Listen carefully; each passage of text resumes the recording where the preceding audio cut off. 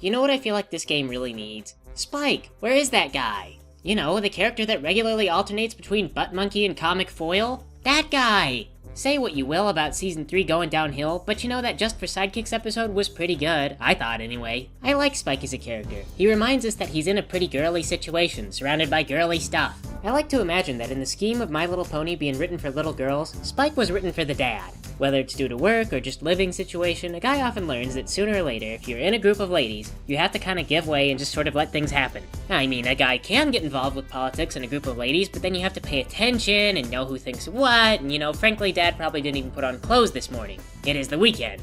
And hey, call me a traditionalist, but being the dad means that you're in charge, which means that you can declare that you are not in charge of anything. So that means that when Dad has completely surrendered to Mom's will, he has made an executive, unilateral decision to have no control whatsoever, and he can watch TV until he gets in trouble. This is my in-depth take on marriage politics, see? And I think it's a win situation for everyone, as long as Dad doesn't openly express this as being his view, because then he has to explain whether or not he's joking. And I'd really like to believe that this is Spike's approach to his entire life. I always feel like Spike is trying to maintain just a little bit of dignity, but he really doesn't know how. And there are times when Spike realizes that Twilight or one of the other characters is being kind of irrational, but he doesn't know how to tell them that. Spike's not always written consistently, but the important thing to understand is how Spike is used as a device. The fact that he doesn't really understand the girls that serve as our main characters allows him to be a kind of outsider to a lot of situations. Sometimes it's played for laughs, and sometimes it's played for levity, to let the viewer know that yeah, things are getting a little bit overblown. And I feel like that's what this ROM hack just really needs. Just to stop and say to itself, wait. These are pastel horses! Oh my god, this faction of ponies has a Nazi parallel, what are we doing?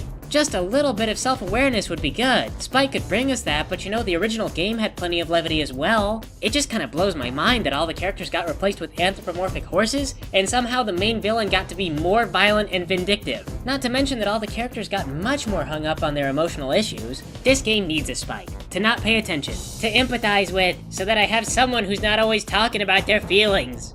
Spike. He's like your dad, on the weekend. Anyway, let's get back to our game. Hey man, you know, I think it's really unfair to say that all fathers are like Spike, you know, not paying attention. Yes, some fathers are as the Shogun, disguised as a man. A Shoggoth?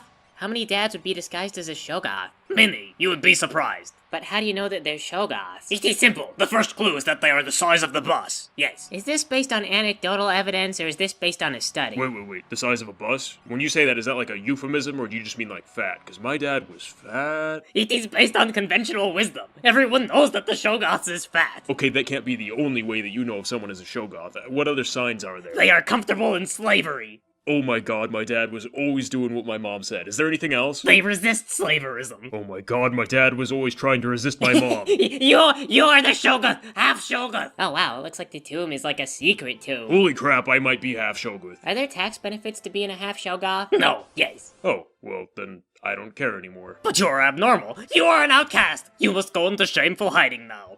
New verse, same as the first. I don't really care. I don't know if that's a really positive or negative outlook on racial diversity. I don't know, I don't care about racial diversity, I just, you know... Half Shoguns always turn the conversations into difficult ones. Hey, lay off my people. Unless it's, like, true, because, you know, I get really insecure about that, I always worry that I'm really hard to talk to. I don't know if that's because you're a half Shoggoth, or it's just because you're really bad at talking to people. You know nothing of Shoggoth culture! Shoggoths are impossible to speak to, yes, they speak through musical appendages. Oh, that can't be right, because, like, I learned how to play clarinet, but I sucked at it. Well, you might not be a Shoggoth. I mean, there's probably some kind of blood test you could do, or you could just, like, call your dad and ask. I bet he'd come clean. Ugh. And here I was starting to get really attached to the idea of being some kind of weird star slave thing. Hey, did you just walk through a wall to get to that treasure room? Yes. What kind of tomb is this? Also, I noticed that Celestia is unconscious now. Luna has reaped her soul. Celestia refused to sacrifice at the pillars, so Luna's hand was forced. Wow. I didn't understand any of that. It's from another game. We'll probably do a Let's Play of it later on. I want to be in that one. Okay. But you know what I'm really trying to wrap my head around is this tomb. I mean, we've got like a standing body of water and a turtle in the corner. What exactly is the point of this place? What was the engineering plan? To build the Tomb of Turtles, clearly. Yes. Okay, to build the Tomb of Terrible Turtles, of Terror. But I mean, like, why? And who paid for it? Was it Dash? Is Dash rich? They haven't really established that. In the original game, it could kind of be believed that it was Setzer who decided to build this tomb. I mean, he was supposed to be rich. But Dash isn't wealthy, is she? No, and Celestia is not a mentor, and Trixie is not likable, and yet still we see these things present in the game. Yes. It is implied. But it's not implied, though. There's no undertones to hint that Dash is rich. Well, she does still own the airship. Yeah, see, but Setzer mentioned stuff like the Empire has made me a rich man, which implied that he did stuff besides gambling to earn his money. The Empire had an air force, so it may be that Setzer and his girlfriend invented the first flying machines and then sold the schematics or something to the Empire. It does seem like the airships are one-of-a-kind prototypes. Maybe Dash invented an airship. Yes, and then she laid eggs. And then monkeys flew out of her butt and went to the Empire to do all the contracting to make Dash rich. Okay, you guys don't have to be so sarcastic. I was just ballparking. Well, your theory is a strike. I don't really see how Rainbow Dash would have enough ingenuity. Oh my gosh, what is this? Turtle travel? Terror turtle travel in the tomb? Your talk is tremendously terrible. Teacups. Who decided that? How are you supposed to get corpses across the turtle into a tomb? And in a timely manner without tipping no less. Yes. Tenderizer Terry. It is a tragic mode of transportation and should be tossed out. It is untenable and something we should tend to right away. Tattoos. Wow, you're really terrible at this. How do you guys think these up so fast? You mean with such temporaneous timing? Yes, that. How do you do that? We read a lot. What are you reading that teaches you to do that? I read a lot of Tolstoy. I prefer Thomas the Tank Engine. Yes. You guys are so full of crap. No, it's true. I don't really read Tolstoy. He's depressing. And now we assert dominance over the snail. Yes. I am the best warrior. Ah, it's always so lame when they reuse bosses. Especially for like a boss that has no real significance. Is there salt in the apocalypse? Because you could probably wreck this guy. I wonder if giant snails are even like a sustainable thing. Like, could they really live, or do they just not have the structure for it? I bet it's impossible to carry the giant shell around. Oh, that's true. Oh man, giant snail. He was the very first boss, back when Narsh thought that giant snails were the solution to all their military problems. It didn't work out, like, at all. Even remotely. But it's good that the Narsh military was willing to experiment with new, cost-effective ideas. Assuming that the snail didn't require a ton of food and maintenance. I am making Rainbow Dash jump on top of this one. Apparently this one doesn't get pissed off if you jump on the shell. How is she jumping on that thing and not being injured, like, severely?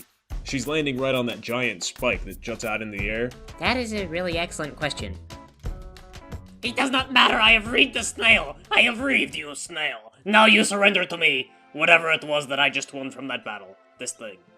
Yes. So that box contained a monster, and that monster was a giant snail, and that snail had another box, and inside that box was an item that you could equip on Luna.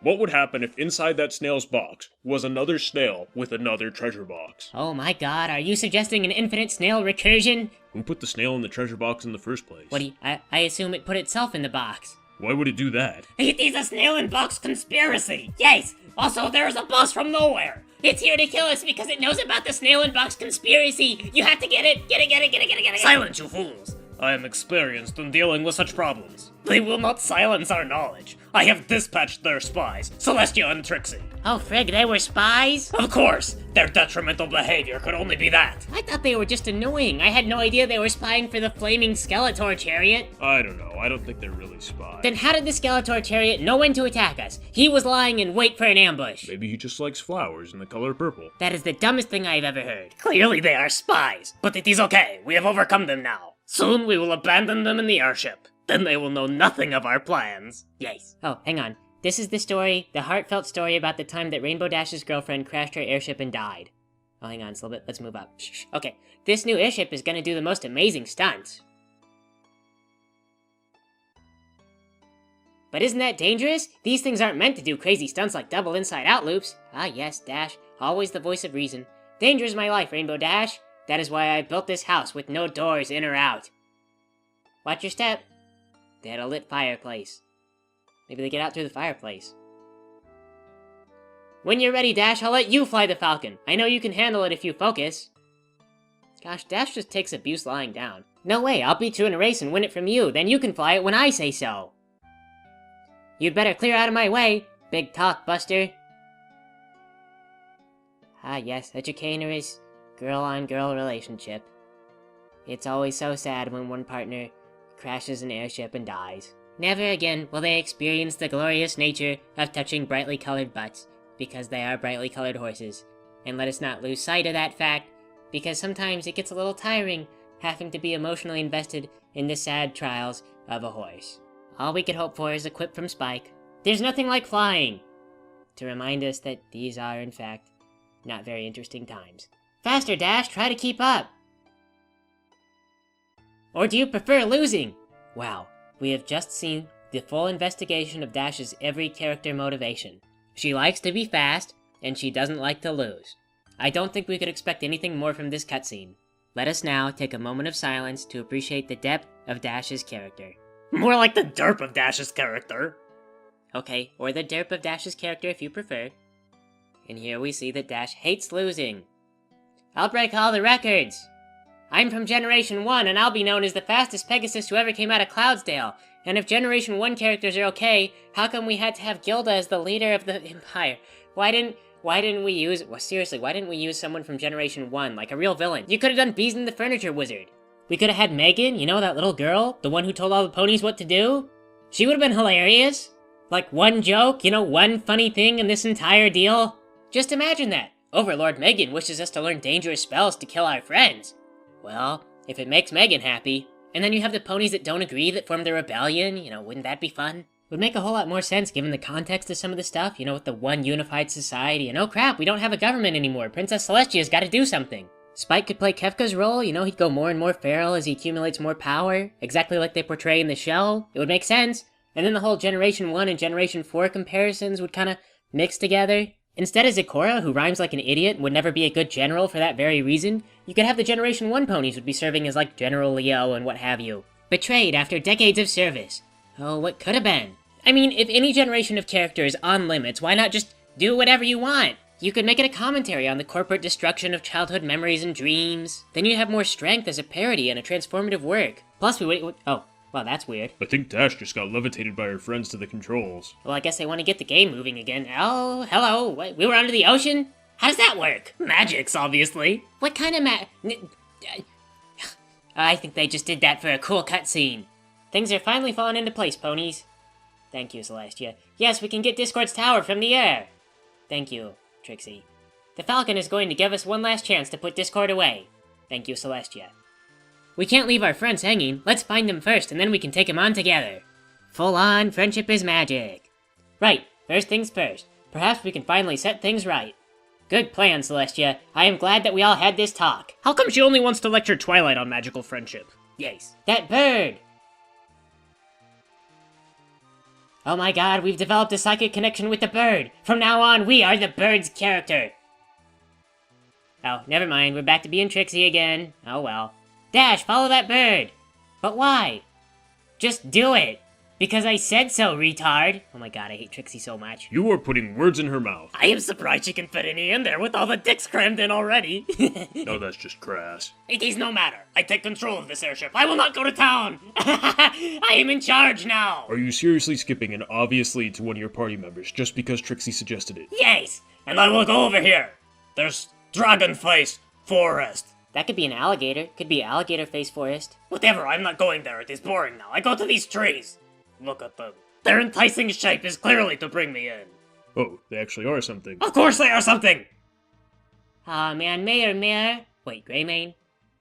That's Mayor. Don't laugh at Luna, Mayor. Why is she called Greymane if she obviously has, like, white hair? I don't know, maybe it's a nickname. Maybe she used to have gray hair, but it went all white when she got old. Hey, I have appeared to have walked us into a heartfelt reunion! And also dialogue, more dialogue! Oh no, now Luna's having emotions and we've got to read about them. Why did you do this? Luna's been my favorite character so far because she has so few speaking parts.